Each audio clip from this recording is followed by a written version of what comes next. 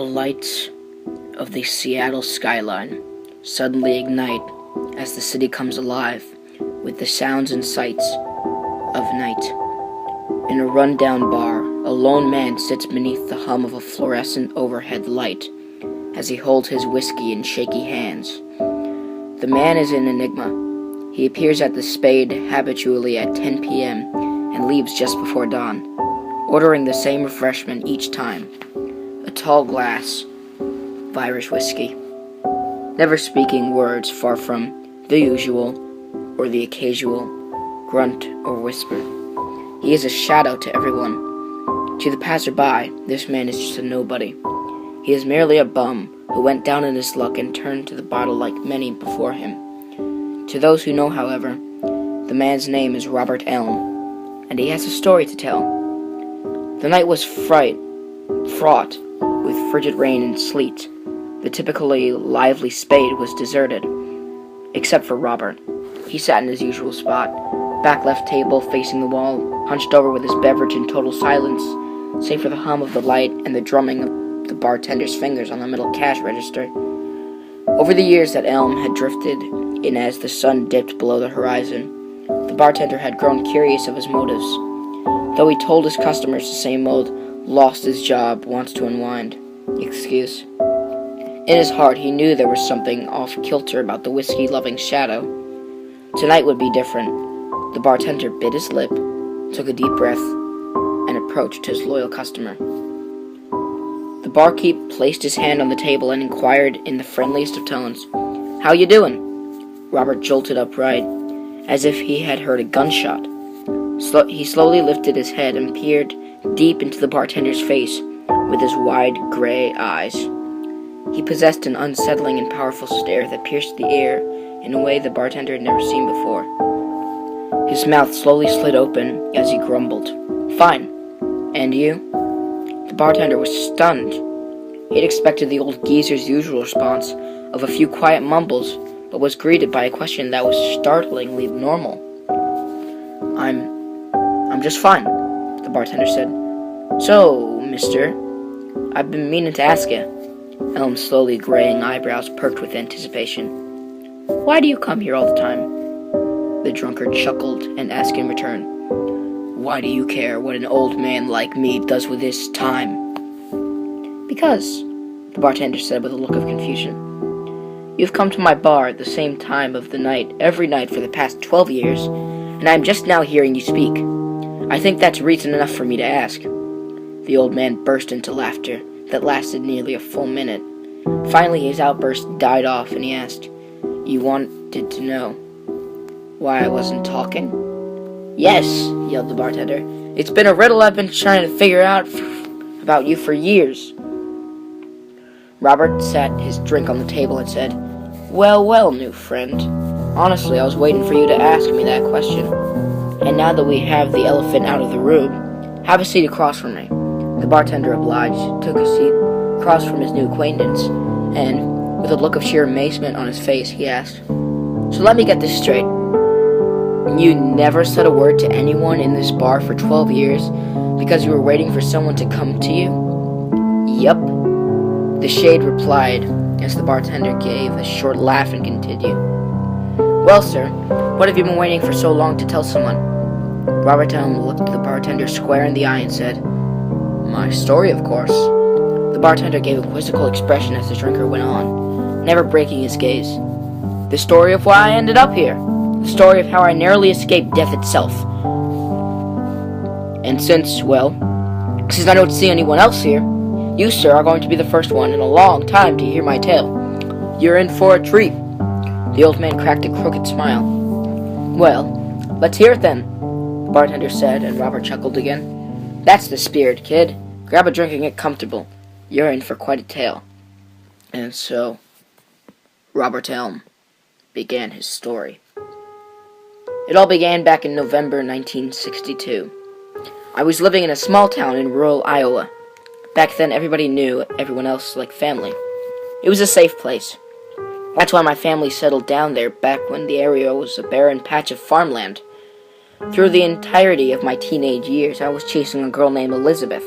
I can practically see her now. As time went by, our relationship grew. After high school, we bought up her uncle's house on the 4th Street and slowly learned to live together as a soon-to-be married pair. This was a struggle to say the least. Back when I was a younger man, I had a fiery temper that seemed to grow as we became closer to one another. I remember one specific instant when I heard she had wrecked my dad's Ford. I hit her across the face with a trash can lid. I had never regretted anything more in my life. It wasn't even her fault. Every morning for the next month, I would come downstairs to see the pale red bruise on her face and immediately get too choked up to speak. It was a wonder she kept me around. One night, everything fell apart. I can't even remember why, but she left me on the side of the road and told me to find your own way home, you sack of crap. I remember my heart sinking as she pulled away, and I began to wander the side of the empty country road. I'm unsure of how I got so sidetracked, but after about an hour of hysterical rambling, I had ended up halfway into one of the cornfields bordering the only road in and out of town. There I was, sobbing profusely, lashing out at the corn stalks with my fists and wailing, "Elizabeth!" and "I'm sorry!"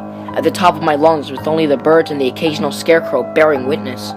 I hobbled aimlessly for what felt like hours, screaming and crying over what I had put my beloved fiancé through, until I decided to sit down in a barren patch about 15 feet across to catch my breath and form an apology for my eventual homecoming. After inspecting the area for any signs of danger, I laid my head down in the soft dirt to rest my eyes. Several hours of blissful, tear-free sleep passed before I pulled awake by rustling in the stalks. My heart skipped a beat, and a chill ran down my spine. I bolted upright. Before me, a massive shape garbed in a shimmering black cloak slid out from the rows of crops. It moved towards me slowly, as if it were floating across the ground, though its feet were clearly visible, and it appeared to be human. It had pale, wrinkled hands that hung at its sides as it drifted closer. It drooped its hooded head and spoke squarely into my face in a dry monotone. "Good evening, traveler." Stunned as I got up from the dirt and asked, "Who are you?" He answered, "Just a man on his way to a meeting." I looked at him, bewildered. "Why are you here?" I asked. He looked up and said, "I enjoy taking the scenic routes. So much more peaceful than the hustle and bustle of the roadsides. Now what am I wondering is who you are and why you are here." As I look back, I am surprised at how eager I was to reveal so much of myself to a total stranger. "My name is Robert," I said sheepishly. "My girlfriend dumped me out here because we got in a fight and I hit her, and she cried and the tears were welling in my eyes again."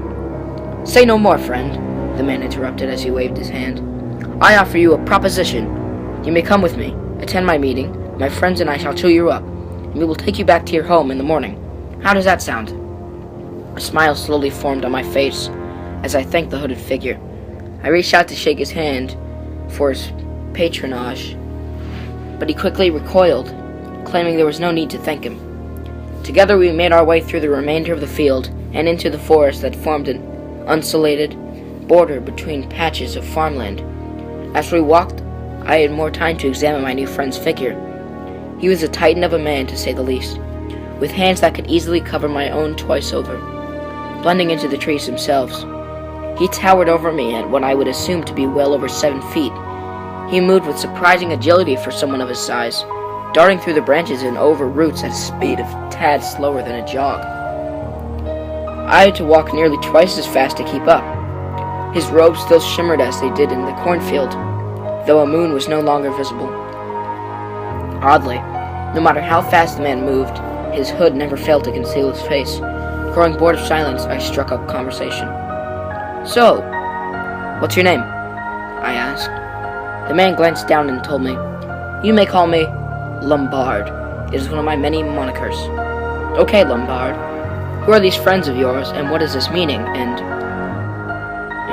where are we going?" "Just a meeting, friend. Held here in the woods, with some close acquaintances of mine. You needn't worry about it, Robert. Think of it as more of a party. It'll take your mind off of your troubles." It was At this moment, I realized what I was doing the exact opposite of what society had taught me. I was found lying in a field and decided to walk off with some strange hooded man to go and meet his friends in the woods. Heartbreak can drive people to do some crazy things. It wasn't long before we saw a light in the distance. As we grew nearer, the lights turned out to be a ring of torches lining a circular clearing containing rows of chairs and tables. An altar, draped with red cloth, sat in the middle of it all. At each of the tables sat groups of people dressed similarly to Lombard. Some of them had their faces exposed and hoods down. "We have arrived," said the Lombard with glee. "Sit down amongst the others and help yourself with some food and drink. The festivities will begin soon." I made my way to one of the less talkative groups and grabbed a free seat. As I recall, it was the only seat that wasn't taken. Next to me sat an old couple and a younger man with his hood up. When I asked each of them why they were here, I got a less than ideal response. The couple started cackling as if they had just heard the greatest joke of their lives, and the hooded man just grunted something I couldn't make out. Seeing no entertainment in the people around me, I decided to try the food. There were the occasional bits of bread surrounded by meats of all shapes and sizes. Having eaten a filling meal in town a few hours before this all began, I was not exactly starving, so I decided to give the wine a try, which was in goblets sitting in front of each chair. I took a small sip, and my mind took a kick in the pants. My vision became blurred with color, and I began to choke on my own tongue. The old woman told me that it stopped hurting after the third glass and burst into sickening laughter. After about 5 minutes, the effects of the drink finally subsided, and I silently poured the rest onto the ground. I didn't think any of them would notice. Suddenly, a bell rang out, and the dinner stood up from the chairs in unison and approached the center of the clearing. Lombard made his way over as he walked me towards the center. "How did you enjoy the refreshments, the guests?" he asked. I held my tongue about my unpleasant experience at the table and said, "Everything was great. I've calmed down a bit now. What's next?" "Excellent, my friend. I'm sure you will patch things up with that girl after tonight, and I'm glad to have been of assistance to you. But now we have business to attend to." We found ourselves standing in the center of a circle of the hooded guests, all of them with hoods up and hands folded in front of them. Lombard instructed me to sit in the center of the ring. When I objected, he told me that this was just a formality in order for the group to accept my presence among them for the night. I knelt as I was told, and Lombard took his place in the crimson altar. As I glanced around me, all of the road people seemed to be emanating a strange drowning sound that rose and fell as the minutes passed. I looked up at my mountainous guide, who had turned the face of the center of the circle, and to my amazement had drawn back his hood to reveal a sight I would never forget. On Lombard's long, broad shoulders sat the head of a goat, jet black save for a stripe of white between its pale green eyes and spiraling ivory-colored horns that curled backwards behind its ears. The thing that stood in front of me lifted its hands into the air, and the droning immediately ceased. Lombard's head reeled backwards as he shouted into the night, "Ladies and gentlemen of the Black Circle, I present to you the Pale." The crowd roared with cheers and jubilation. "On this night we shall end the torment and bring about a new era of peace for our order." The younger man I sat next to earlier approached the orator. "My lordship," he whispered as he bowed on one knee, "I witnessed him earlier. He has not accepted the pew fire. We cannot continue until he has." He then retreated back to his place and resumed the stance. "Is that so?" said Lombard quizzically. "Well then, I am sorry to delay my children, but the sacrament must wait." The circle answered the statement with boos and howls of disapproval. A large member drew a curved blade from his robes and approached me. I attempted to stand, but was pulled down to my knees by an unseen force. "For the love of Sekra, I've waited my whole life for this movement," the man shouted as he flipped the knife in his hand. "Stop, you fool! You will undo everything!" Lombard roared as he latched on to the man's arms. The last memory I have of that night was of the gargantuan, tree-like form of Lombard grappling with the hooded man, until they both crashed to the ground in front of me. In the tangle of limbs, the handle of the man's knife struck me squarely between the eyes, and I lost consciousness.